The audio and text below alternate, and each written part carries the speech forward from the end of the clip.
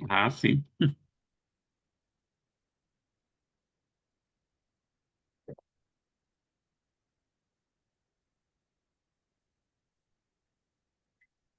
Un gusto saludarles. Estamos iniciando nuestra conversación o diálogo en esta oportunidad. Bueno, en el marco del tema fe, sociedad y poder. Y es que en este marco queremos hablar sobre eh, un minutito. Fe, sociedad y poder es en el marco de una mirada exegética y pastoral sobre tanto el Antiguo Testamento y las mujeres en el libro de Hechos. Y uno dirá, "Ay, bueno, ¿y qué tiene que ver eso eh, con hablar de la Biblia, hablar del poder, con hablar de la fe?" Y en realidad es una mirada que nos permite entender el mundo y la cosmovisión de la Biblia y, como solemos decir, ver de qué lado está Dios siempre en la historia, que normalmente tenemos la tendencia a ubicar a Dios siempre del lado de la derecha. No es que Dios esté del lado de la izquierda, es que estas son derecha, izquierda, son cosmovisiones ah, que vienen de la Revolución Francesa para aquí, más bien es mirar del lado de qué valores del reino de Dios está siempre Dios a través de la historia. Y por tanto, con qué grupos sociales está siempre Dios colocado, siempre Dios caminando. En este marco, Arturo Canaval va a empezar el curso el día viernes sobre Biblia, en el libro de los Hechos, las mujeres y su liderazgo en el libro de los Hechos. Y yo voy a empezar el día jueves el curso de Sociología del Antiguo Testamento y allí encontramos estos puntos de conexión. Bienvenido Arturo. Arturo Canaval es licenciado en Ciencias Teológicas y magíster en terapia familiar y resolución de conflictos. Bueno, de mi parte yo soy del área de Biblia, de sociales, poquito de educación, así que vamos a tener un diálogo entre amigos que queremos animar a la gente a tomar este curso. Bienvenido, Arturo. Tenemos aquí un tiempo para dialogar. Bueno, muy buenas noches. Un placer, Samuel, reencontrarnos de esta forma. Y bueno, con todos aquellos que estén curiosos o interesados en poder ubicarnos en una, como dijiste, en una situación en la cual eh, siempre encontramos en la historia, sea bíblica o hasta extrabíblica, eh, que existe aquellos que no son considerados, aquellos que son puestos de lado, aquellos marginados o aquellos que no simplemente sean una situación de pobreza, pero que no han sido tomados en cuenta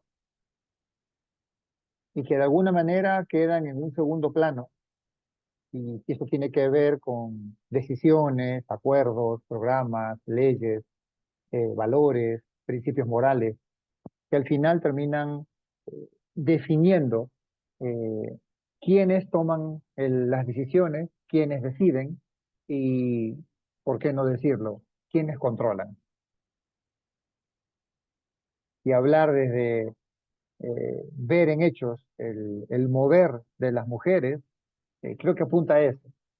Eh, sí se mencionan, pero una gran interrogante es dónde estaban antes y qué pasó después. Y en el proceso, ¿qué sucedió? ¿Qué pasó con las mujeres? ¿Qué pasó con ese liderazgo? ¿Por qué como que están presentes, pero a la vez como que se les quiere olvidar u ocultar? Y como bien decías, eso no es algo del Nuevo Testamento. Esto viene de parte de la historia, desde mucho tiempo atrás. Sí, en este sentido, bueno, estamos en tiempos convulsionados, ¿verdad? Y, y la gente tiende, y digo la gente, refiriéndome a que mucha gente, la gran mayoría de gente, siempre tiende a mirar o a colocar, más que a mirar, a colocar a Dios del lado de sus propias cosmovisiones del mundo, de su propia interpretación del mundo. Y generalmente es del lado del poderoso o Así de es. las aspiraciones que la persona tiene para alcanzar poder, Ujú. ¿no es cierto? Y en este sentido, entonces, cuando hablamos de fe, sociedad y poder, estamos hablando desde una crítica a, por ejemplo, el lado de la fe, desde una crítica a la institucionalidad religiosa, porque viene el sentido de que generalmente reducimos la fe a la institución, a la religiosidad. Y la fe hay que entenderla, por lo menos en el texto bíblico, desde el área, desde el aspecto de la espiritualidad, más que del rito o de los dogmas o de las instituciones, que bueno, de eso van, de las instituciones sociales, religiosas incluyendo, vamos a hablar en este curso de los jueves. Pero la sociedad, como el contexto social, cultural, ideológico, es es el entorno en que el texto se escribe y el poder hay que desmontarlo, ¿no? Hay que desmontar el poder, más aún si observamos de que para nosotros el poder tiene que ver con jerarquía, con posición, y la gente en estos tiempos está tratando de buscar o de, en un contexto aspiracional, de ver cómo asciende, cómo ejerce un poder en ese sentido. En este contexto es cómo vemos a Dios entonces. ¿Con qué grupos sociales camina Dios? ¿A qué grupos acompaña? Por ejemplo, yo planteo ahí la idea, ¿no? Esta idea de que Dios es el Dios que camina con esclavos en el primer testamento. Es el Dios de los esclavos, no es el Dios de los poderosos. Y una y otra vez les repite este asunto a Israel, no solo en el Antiguo Testamento, sino en el Nuevo Testamento. Acuérdate de dónde te sacó Dios.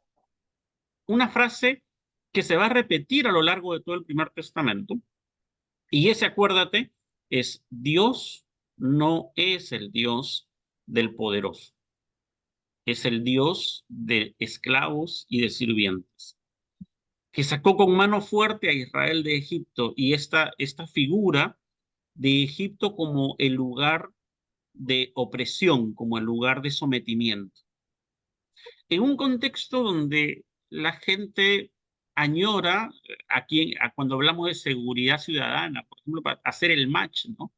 Hoy, Ujú. cuando hablamos de seguridad ciudadana, la gente añora fuerza, poder, sometimiento y está dispuesta a condicionar su libertad a reglas de seguridad, a políticas de seguridad que coaccionen o limiten sus libertades.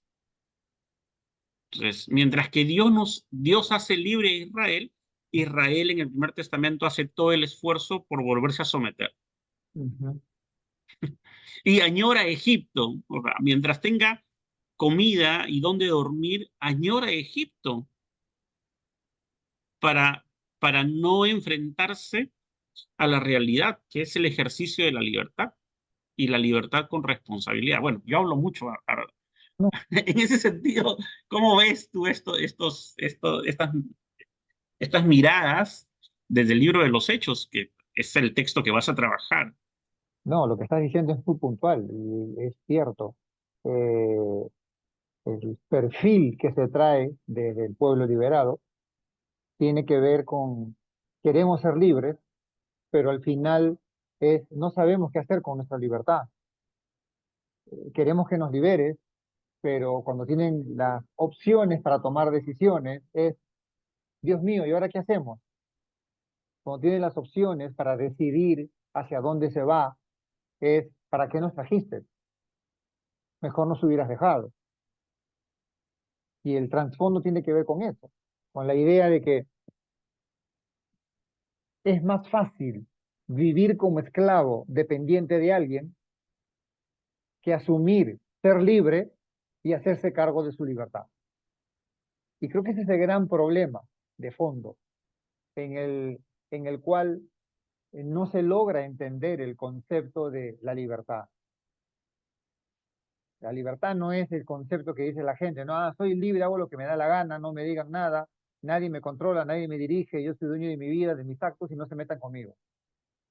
La libertad tiene que ver con esa capacidad de hacerme responsable de mis decisiones y de mis actos. Y lo vemos en la historia de Israel, la incapacidad para hacerse cargo de su propia libertad. Y lo vemos igual en el Nuevo Testamento. La incapacidad para entender que Jesús estaba mostrando, con el respeto que mantenía las creencias y la religión, estaba mostrando la perspectiva de sean ustedes, vivan ustedes, y acuérdense del que tiene necesidad y en la medida de las posibilidades auxílienlo. Y dentro de ese marco de la libertad es lo revolucionario que encontramos al final de los evangelios. Que los que tienen el poder, que era la religión, que eran los sacerdotes, los fariseos, los saduceos, y en otro lado, los que querían en parte también tener poder, eran sus propios discípulos. No vamos a entrar en detalle, pero el dilema entre quién va a mandar y quién va a decidir en tu reino era la búsqueda de poder. Y en medio de esa situación, ¿a quién toma Dios en la historia de la resurrección de Cristo? A mujeres. O sea, no elige a ninguno de sus discípulos, no llama a ninguna de las autoridades religiosas, menos al gobierno de turno. Toma a mujeres que, según todo el trasfondo de la antigüedad, estaban dentro de la consideración de aquellas personas que estaban en los escalafones más bajos, ¿no? Niños, mujeres y hombres despreciados y no incluidos. Y parte ese inicio de hechos con las mujeres, las que están en el sepulcro, las que ven lo que sucede, a quien le dice a María, ve a contar lo que pasó. Y son estas quienes ingresan en hechos, según como lo cuenta Lucas, para estar presentes en una, no sé si sería la primera, pero en una de las reuniones más importantes que se mencionan en el capítulo 1. Estaban todos reunidos en ese lugar para decidir qué hacemos ahora. Y frente a esa decisión, a pesar de que fueron tan bien consideradas y tomadas en cuenta y ser elegidas como las comunicadoras, como testigos de un evento trascendental. Llegamos a Hechos y hay como diríamos popularmente, un cierre de puerta en las narices. Tenemos que elegir al sucesor. Perdimos a Judas y bueno, tenemos que elegir quién va a venir después. Y surgen dos nombres que durante todos los evangelios nunca los habíamos escuchado. No sabemos de dónde salen, no sabemos cómo aparecen, pero son los dos nombres que van a ir a la votación para sustituir a Judas. Y todo lo que las mujeres habían venido haciendo no tiene importancia, no se toma en cuenta, y ahí entra justamente esa lectura que viene de la antigüedad. ¿Por qué no es tomada en cuenta? Porque a nivel religioso, a nivel social, a nivel político y a nivel familiar, la mujer estaba relegada a un plano inferior al del varón, dentro de la sociedad judía. Si vemos el entorno en el cual crece todo esto, dentro de la sociedad egipcia hubieron periodos y dinastías que sí reconocieron a la mujer y le dieron cierto nivel. Dentro de la sociedad griega, las mujeres que eran de la aristocracia tenían cierto nivel. Y dentro de la sociedad romana, parte de las mujeres que venían también de este mundo helénico y griego, empezaron a tener propiedades, tierras, herencias y a ocupar lugares de importancia. Y siempre en el entorno del pueblo de Israel, esto es lo que sucedía. Pero dentro del pueblo, dentro de su creencia y su religión, siempre estuvieron relegados. Esto se vuelve a salir a la luz en los primeros capítulos de Hechos, donde los formadores, ¿no?, por decirlo así, entre comillas, de la historia de Hechos, en su gran mayoría, son hombres. Se recuerda a los varones, lo que dicen, lo que hacen, a dónde van, pero prácticamente las mujeres son como si fuera el pincel de un pintor, son solamente los puntitos y las salpicadas del pincel, así, un poquito en el lienzo, como para decir, ahí están las florcitas. Sí hay 6 flores, pero desaparecen. O sea, abruptamente, después de esa situación que se da entre finales de los evangelios y el inicio, o sea, desaparecen.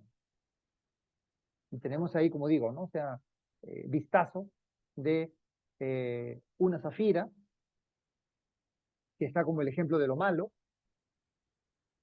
una vendedora de púrpura que tiene 3, 4 versículos, una mujer que hacía su trabajo social como Dorcas, que tiene un párrafo, y las demás como que, bueno, las mencionamos porque ahí estaban, ¿no? Y como, bueno, se podrá ver en otro momento, e inclusive las funciones que tenían ni siquiera se mencionan. Entonces el sistema de poder social, político y religioso las va relegando, las va poniendo en un segundo plano. Casi, diríamos, como si hubiera la intención de decir, tenemos que sacarlas de la historia. Entonces el poder es aplastante, es controlador, es cruel. ¿Y por qué? Bueno, porque el poder lo dirigían los varones. Ellos tenían el control y el poder. Entonces ponían las leyes, interpretaban las leyes, manejaban los valores, oponían los antivalores, manejaban sus virtudes, y el resto tenía que acoplarse a este sistema, a algo muy similar a lo que vivimos hoy en día en caos y en crisis. ¿A qué nos encontramos hoy en día? A acoplarnos a lo que tenemos. ¿Qué tenemos este fin de mes? Este fin de semana, perdón. Ir a elecciones a lo que hay. Porque el sistema de poder se ha manejado de esa manera y nos ha llevado a esta situación.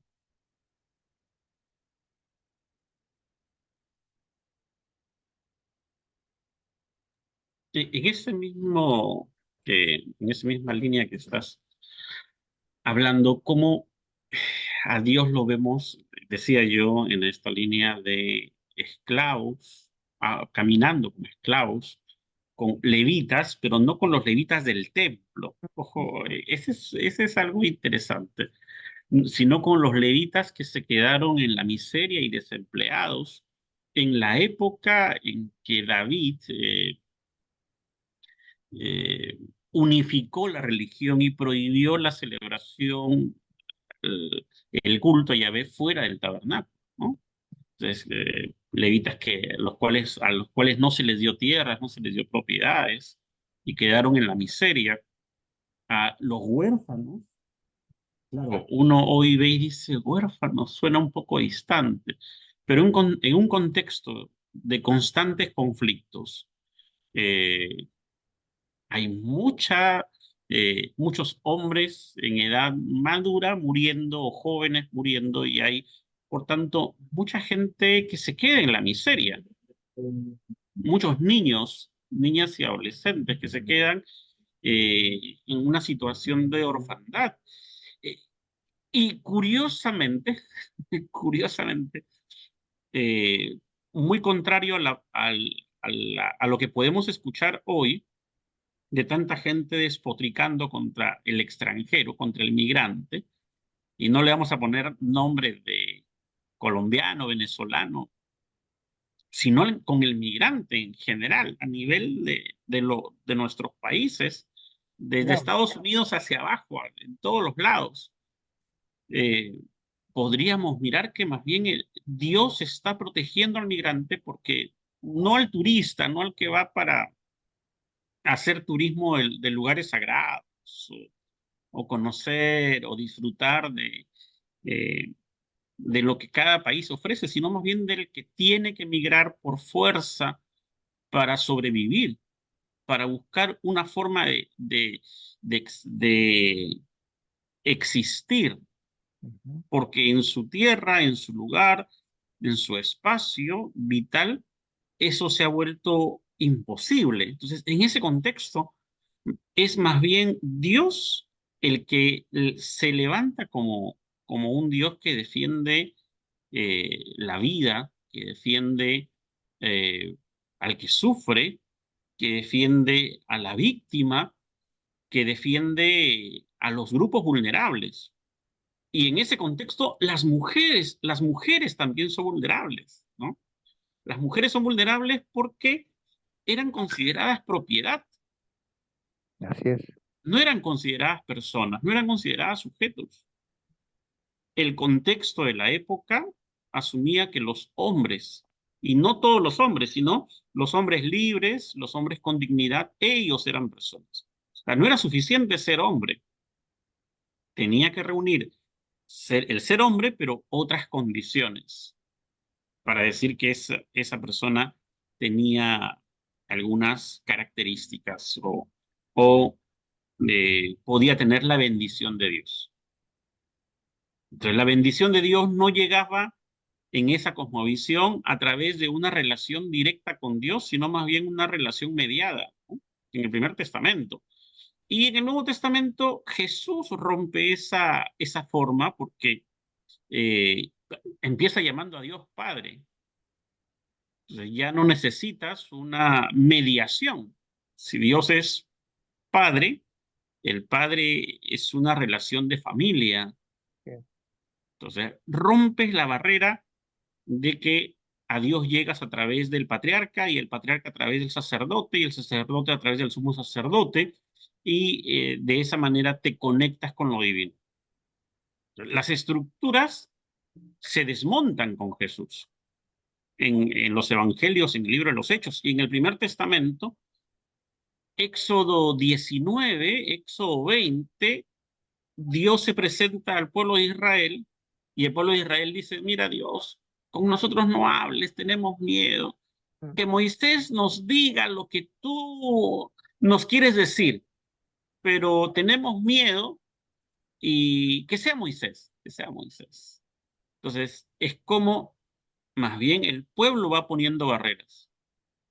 Y en el Nuevo Testamento empieza con la ruptura de esa barrera desde la acción de Dios en Jesús.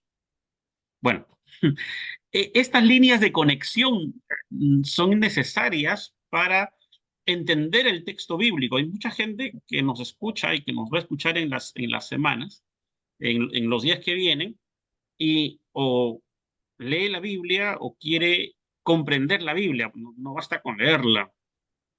Y, por ejemplo, yo ahí tiendo a decir, desde mi perspectiva, que si no conoces contexto, no leas la Biblia. Ujú. Y hay que decirlo así abiertamente, ¿no? Porque a veces pensamos de que solo leer la Biblia es suficiente para conocer Biblia. Y no, el leer la Biblia te da herramientas para ver qué dice literalmente el texto. Pero hay que tener herramientas para no solo saber qué dice literalmente el texto, sino qué significa lo que dice el texto. Entonces, cuando llegas a esa etapa de qué significa, el contexto es muy significativo. Si no solo nos quedamos en la, en la dimensión de la literalidad, Y hay que pasar a la dimensión de poner ese texto, esa literalidad en su contexto, para que el texto hable, si no el texto deja de hablar y nosotros nos volvemos interlocutores del texto. Nosotros comenzamos a hablar por el texto y le hacemos decir lo que Lo- queramos. Entonces, basta que alguien te levante la Biblia y te diga, mira, es que la Biblia dice, y yo tiemblo porque comienzo a sufrir, porque cuando me dice, es que la Biblia dice, mira, yo digo, primero, estás levantando una traducción. Segundo, que esa traducción que levantas ya tiene no solo una interpretación, sino que tiene una línea, una cosmovisión también al momento de traducir, sobre todo palabras difíciles. Entonces, ahí la tarea es ir más allá. Tal vez la gente no conozca griego, hebreo y tampoco le interese mucho conocer, pero podemos superar eso revisando varias traducciones, mirando el contexto histórico, mirando el contexto social, mirando el contexto cultural, y allí en esa dimensión colocar el texto. Y es la película revelada completamente, ¿no? Del texto bíblico. Desde ahí menciono el asunto de el por qué hablar de esto, de fe, sociedad y poder, en un contexto donde eh, hay que mirar que Dios no está con el poderoso en el texto bíblico, ni en el primer testamento ni en el segundo testamento. Y alguien podría decir ahí, ah, pero ¿cómo que no está? Dios está con David y David es conforme al corazón de Dios. Sí, pero una cosa es leer crónicas, otra cosa es leer reyes. Y si leemos las dos historias, vemos más bien que es un Dios que está constantemente jalándole las orejas a David. Si leemos un lado de la historia, una parte sesgada del texto, pues obviamente que siempre vamos a hablar de lo grande y fuerte que es David y del reino que estableció, pero es esa forma, ese David tiene sus bemoles, tiene sus asuntos que solucionar. Bueno, personal. animar a la gente que nos está mirando por el Facebook. Así que estamos dialogando con Arturo en el marco de los cursos que ya aperturamos el día jueves y el día viernes. Jueves, Sociología del Antiguo Testamento, y el viernes, las mujeres en el libro de los Hechos, las mujeres que cambiaron la historia, que aportaron, que hicieron que la historia del texto bíblico resuene de manera distinta. Y sin ellas, en los evangelios y el libro de los Hechos, no hubiera sido posible tener el evangelio, el cristianismo como hoy lo tenemos. Claro, en el tiempo se ha silenciado la voz de las mujeres.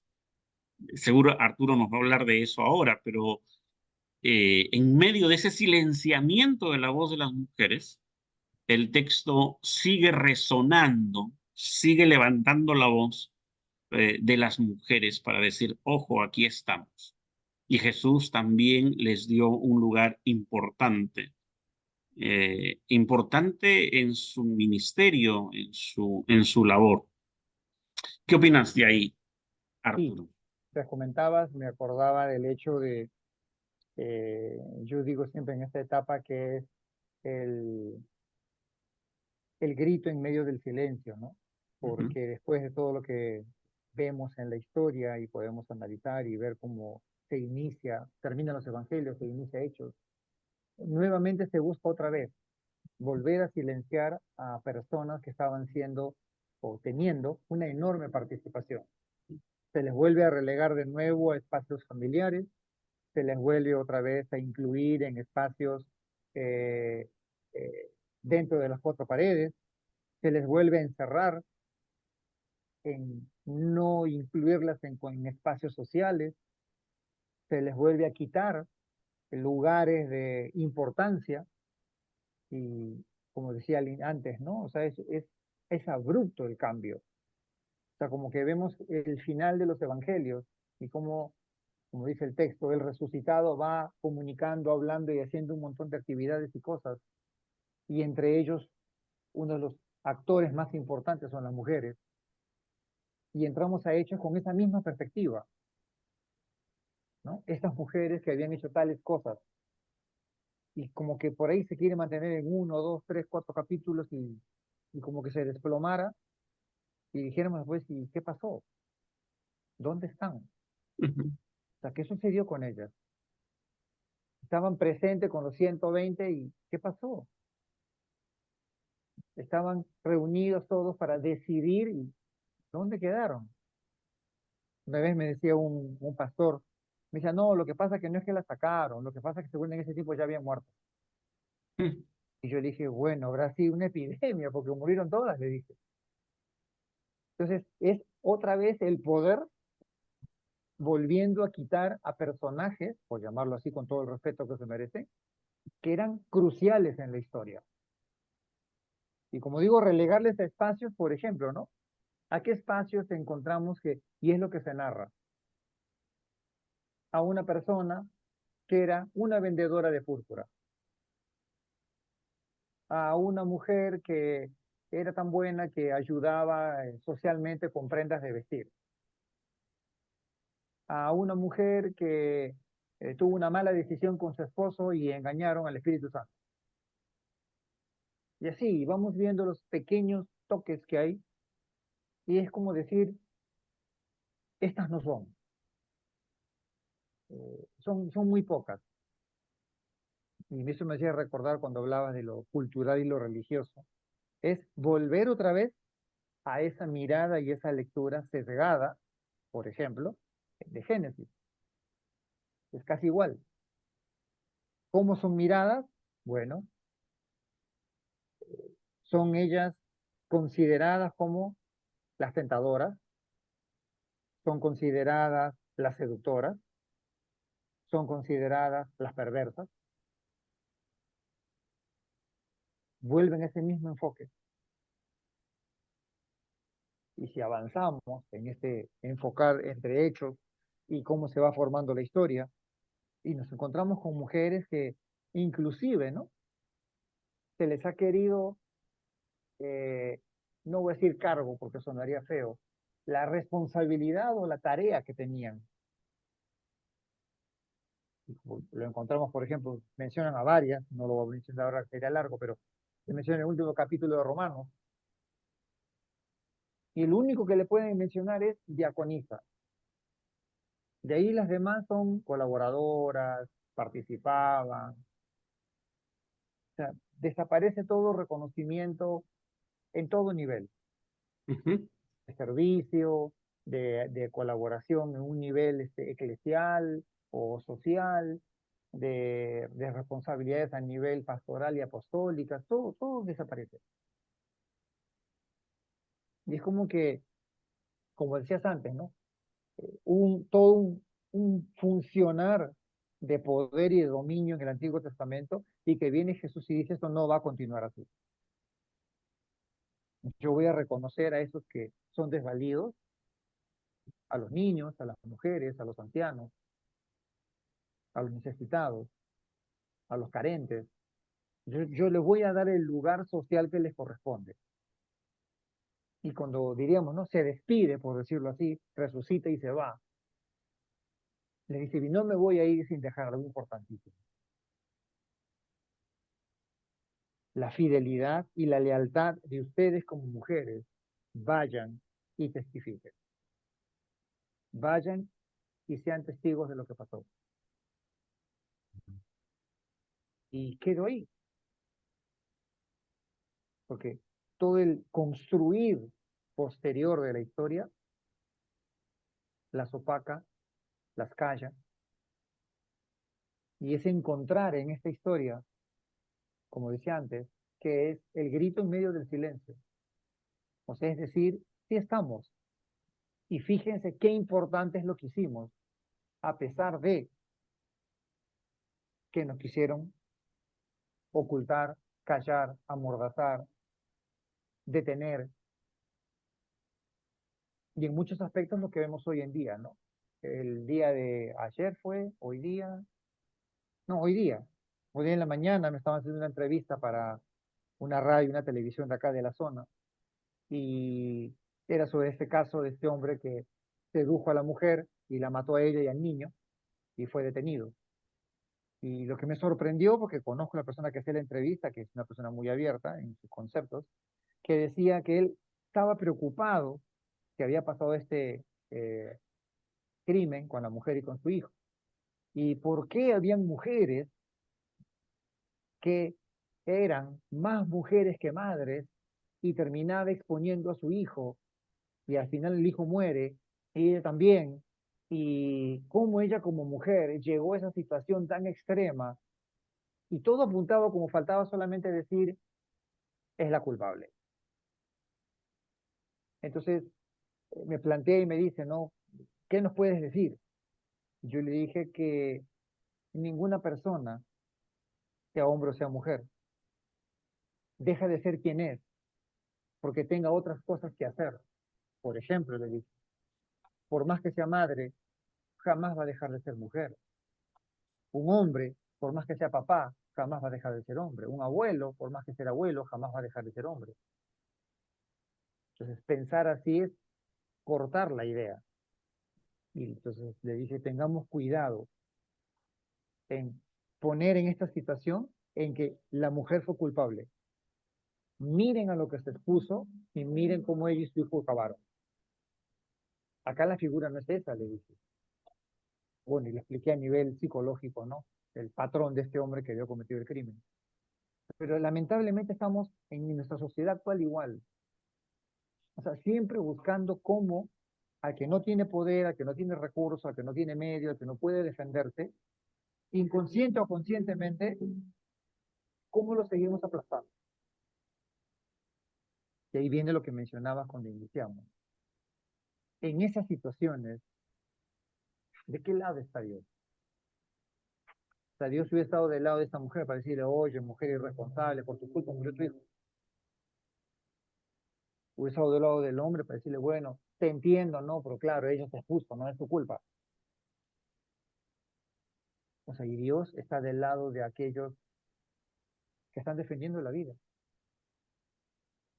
Jamás Dios puede estar del lado donde no haya vida, donde la vida no se respete. Entonces, viéndole este concepto del poder, y creo que uno de los grandes problemas es el poder y la religión. Quienes más puestos, cargos, posiciones tienen, son quienes terminan controlando las situaciones. Una vez me dijeron, no, pero Supuesto. si Jesús sí denunciaba el pecado. Y yo les dije, ¿a quién? En su tiempo, a todos. Pero quiero que me menciones a quién. A ver, que me digas que denunció el pecado a alguien que estuvo en las bodas de Caná. ¿A quién lo denunció? Que denunció el pecado, por ejemplo, aún a pesar de que había visto lo que había pasado y que haya condenado a la mujer sorprendida en adulterio. ¿A quiénes denunció públicamente? Le dije. ¿No fue acaso a los religiosos? ¿A los que tenían la autoridad y el poder? Y ahí que la pregunta que hiciste antes, ¿no? Si fuera en este tiempo, le hice esta pregunta, ¿no? Le dije, a ver, quiero que me digas, si Jesús viniera hoy y estuviera presente en nuestro tiempo, ¿a quiénes denunciaría? Y él me dijo, ah, los corruptos. Está bien, pero ¿a quiénes denunciaría? Bueno, los ladrones, me mencionó así varias situaciones. Le digo, ¿no te parece que denunciaría a muchos religiosos de nuestras iglesias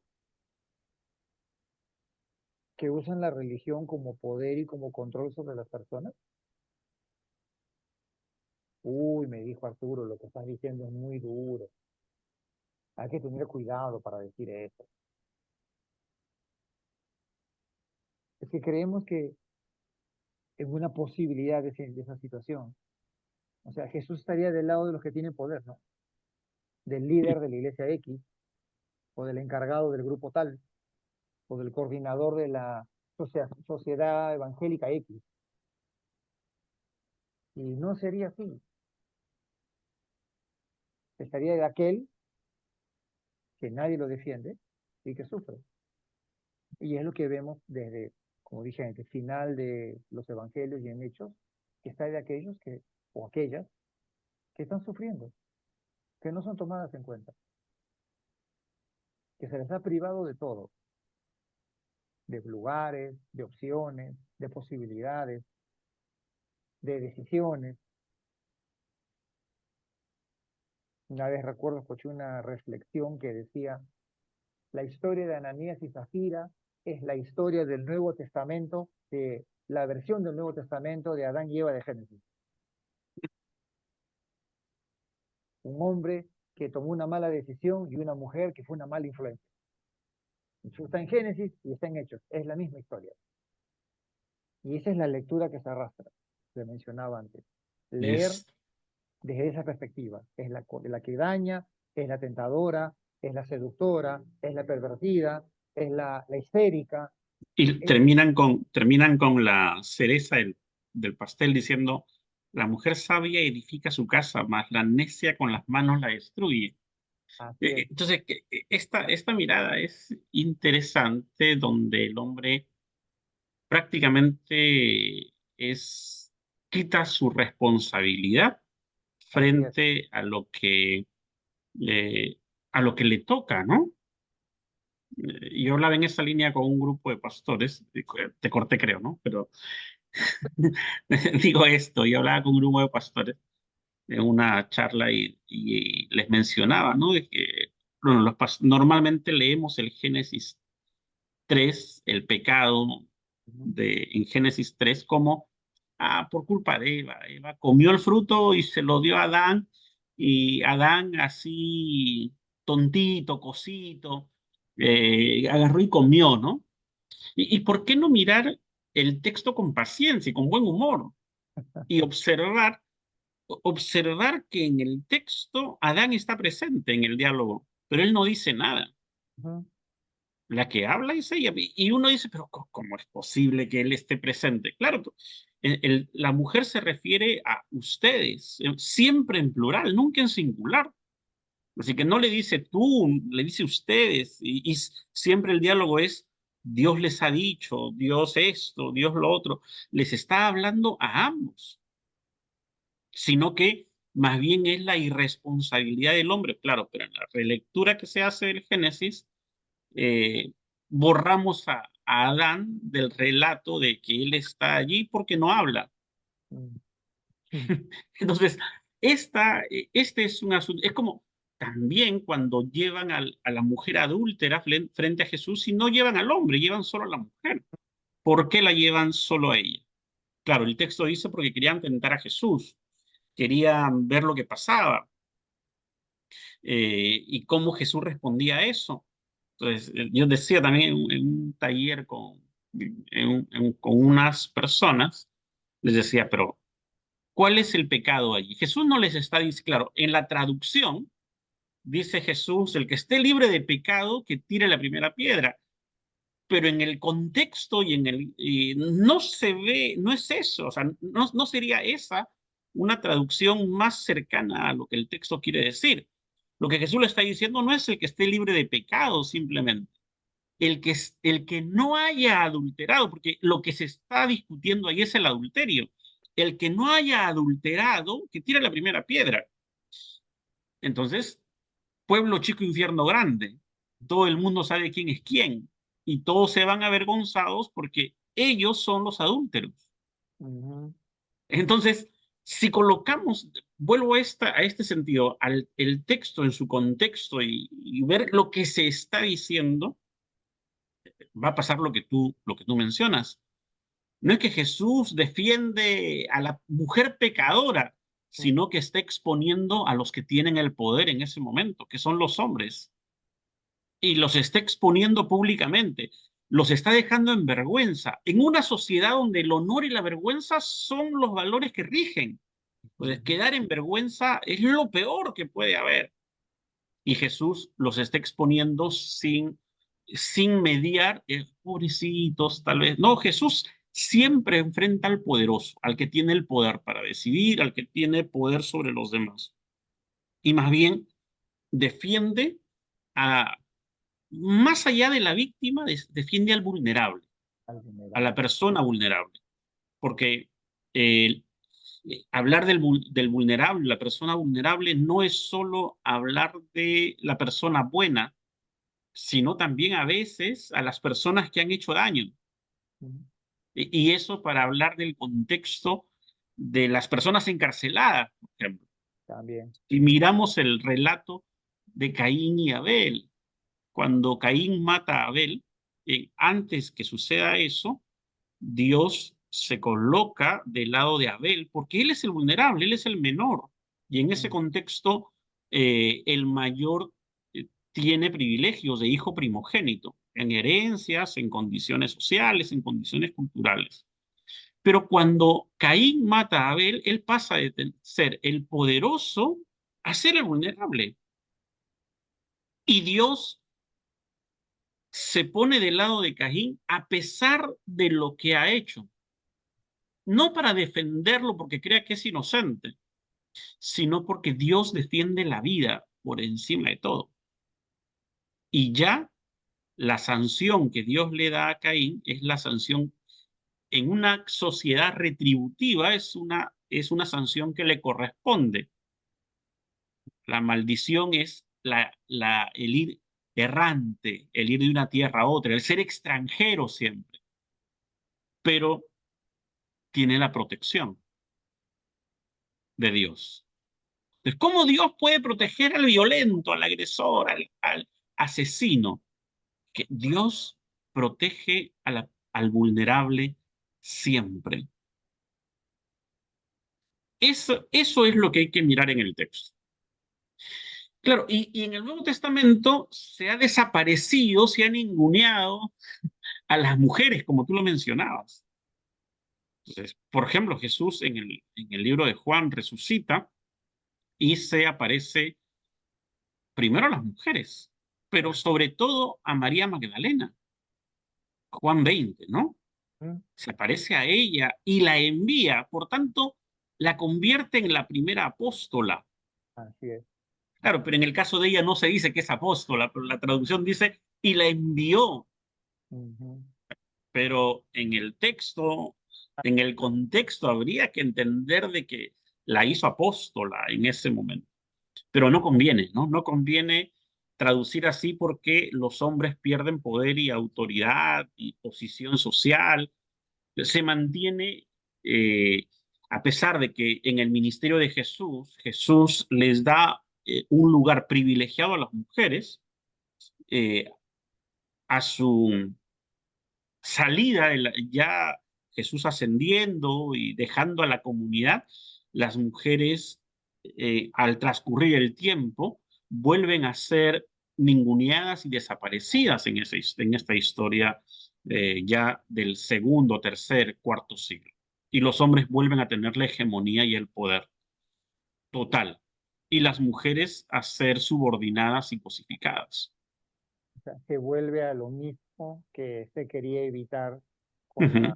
la enseñanza de Jesús. O sea, volver Exacto. al mismo concepto, ¿no? La idea en la ética, ¿no? La idea de la libertad y la responsabilidad. No fue responsable Adán en lo que tuvo que hacer, no fue responsable Ananías en lo que tuvo que hacer, no fue responsable David con las malas decisiones que tomó, pero no se ve eso como que estuvo mal, no se ve cómo es que fue la influencia que tuvieron. Es Betsabé quien sedujo a David. Pobre David.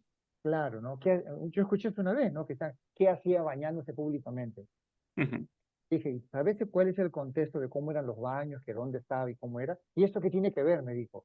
Pero es que si no sabes cómo era la situación social en aquel entonces, está fuera de lugar. Y es más, un pequeño detalle, le digo, ya, aunque no sepas eso, ¿por qué te crees Ujú. que la historia dice al inicio, en la época en que los reyes estaban en la guerra? ¿Por qué te crees que dice eso? Le dije, porque no había nada que poner.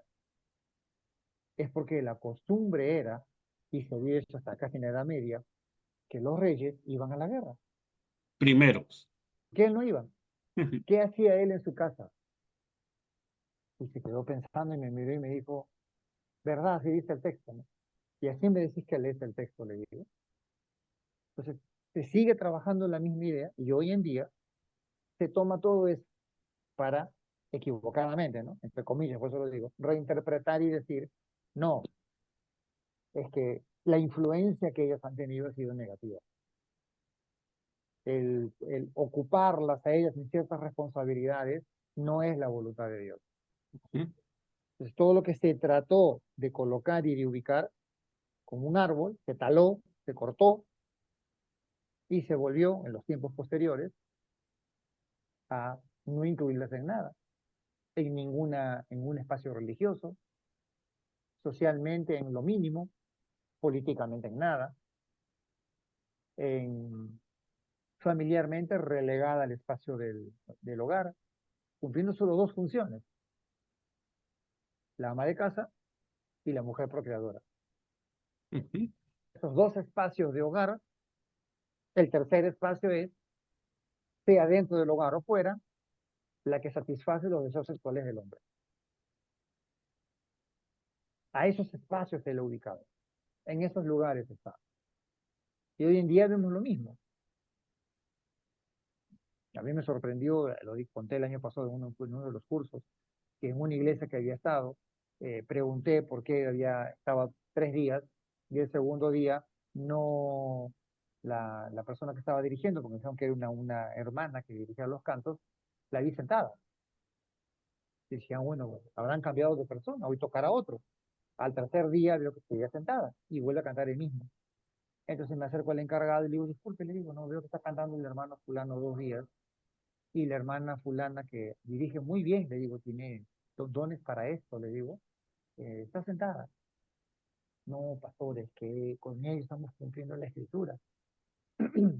¿Cómo le digo? Es que con ella estamos cumpliendo la escritura, pastor, me dijo. No le entiendo, le digo, ¿cómo que cumpliendo la escritura?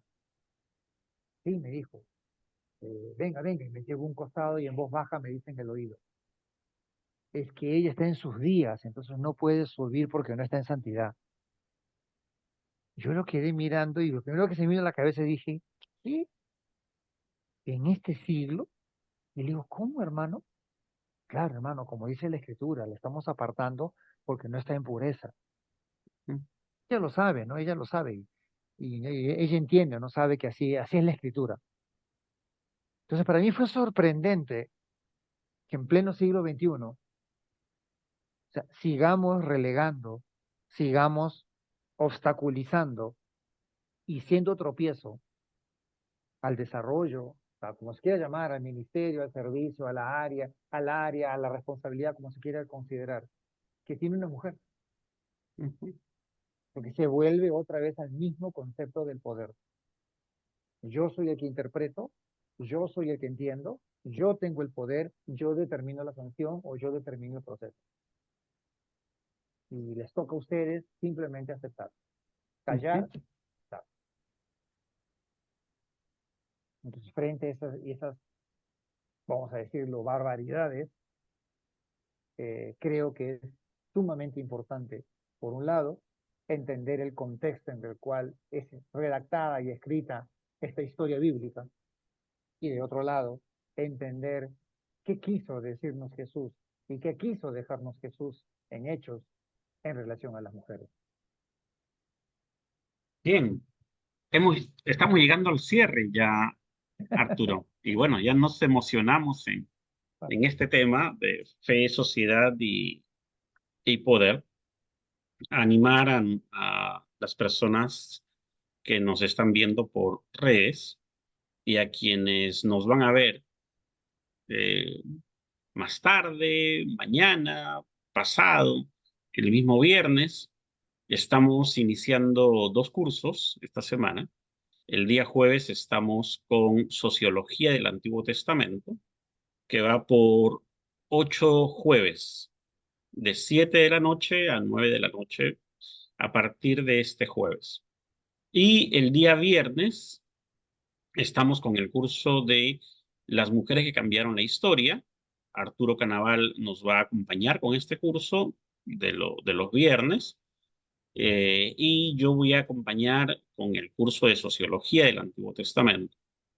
El curso de los viernes va a ser por 4 viernes. No es que después ya no va a haber, después se va a continuar con otros temas, pero va a ser los días viernes. Animar a quienes se quieran y están pensando en aprender o comprender, más que aprender, comprender el texto bíblico. Porque en realidad, para aprender la literalidad del texto, basta con que tengan un texto bíblico y lean, pero nuestro aporte como seminario es ir un pasito más allá, que es pasar de la lectura del texto bíblico a la comprensión del texto dentro de su contexto. Y también a tomar posiciones pastorales sobre qué hacer hoy en diversos temas. Mientras hablábamos de estas semanas animando a estudiantes, me decía, ¿y por qué un hombre? Y esa pregunta, Arturo, ¿por qué un hombre tiene que hablar de mujeres? Me decía, ¿por qué Arturo va? eh, te transfiero la pregunta, Arturo, el por qué abordar este tema desde el ser hombre. Muy interesante y coincide, quería terminar con algo así. Eh, la primera vez que yo trabajé temas relacionados con mujeres, hace muchos años, para mí fue sumamente chocante porque era, desde mi perspectiva sesgada, querer ubicar a la mujer en un lugar que no tenía, porque ese lugar era de los varones. Con el tiempo fui entendiendo y fui aprendiendo. Y gracias a Dios, de las que me puedo acordar, de las 10 12 veces que he tenido decisiones difíciles en mi vida, 11 de ellas fueron mujeres quienes me mostraron solidaridad, humildad, paciencia y me acompañaron pastoralmente. Y muchas no eran pastoras, muchas ni siquiera eran consideradas en sus espacios. Y de diferentes maneras, cuando le pregunté por qué lo hacían, su respuesta fue de distintas formas, pero al final fue lo mismo. Es que así somos. Entonces yo aprendí que el ser mujer no es necesariamente una distinción genética o sexual, sino aprendí que el tener solidaridad, el tener eh, paciencia, el tener comprensión, el acompañar pastoralmente, no depende de un género, depende de aquellas personas que son sensibles al dolor ajeno. Y cuando empecé a releer las escrituras, encontré eso en las mujeres de la Biblia, que simplemente fueron sensibles al dolor ajeno. Mencionaste algunas, María Magdalena, las Febe, que era diaconisa, Junia. Hay tantas mujeres que lo único que hicieron fue, estos somos y lo que somos te damos. Y me tocó aprender muchísimo de las mujeres. Y me siento agradecido. Y trato en cualquier espacio donde estoy de darles el lugar que se corresponde. El lugar que le quitaron, la voz que le opacaron y el espacio que no se le quiere reconocer. ¿Por qué ocuparme de hablar de las mujeres? Porque sin lo que ellas hacen, y eso lo sabemos todos los que hemos cumplido funciones pastorales, sin las mujeres, ninguna de las iglesias que conocemos sería lo que es, y en la gran mayoría no existirían. Entonces la gran pregunta sería, más que por qué como varón tocar un tema con mujeres, la gran pregunta sería, ¿cuánto le debemos los varones, los líderes, los pastores, los hermanos, los papás, los esposos? ¿Cuánto le debemos a las mujeres? tarea, tarea en la que te vas a embarcar estas semanas. Bueno, muchas gracias a quienes nos han acompañado hasta aquí.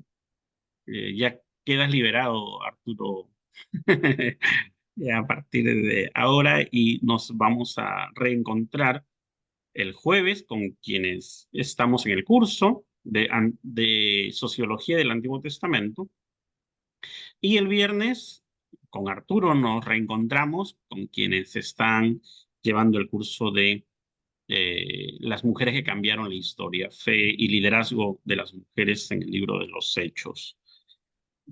También saludamos a Virginia, que nos está haciendo los comentarios por el Facebook. Gracias, Virginia.